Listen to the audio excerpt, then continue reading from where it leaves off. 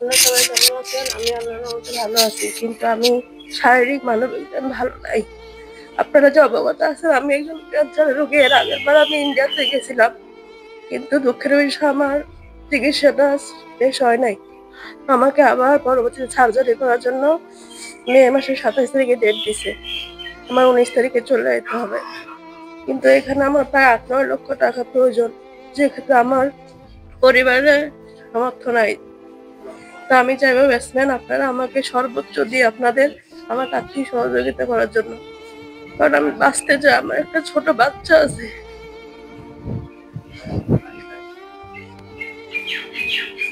আমার ক্যান্সার ৩ স্টেজে চলে গেছে। আর আমাকে বলছে আপনার প্রথমে সার্জারি, তারপর রেডিয়েশন থেরাপি দিবে, তারপর আবার কি যেন একটা ক্যাপসুল খাওয়াবে। আর আমার সন্তানের দিকে তাকা হলে আপনারা আমাকে সর্বোচ্চ দিয়ে আমাকে সহযোগিতা করুন।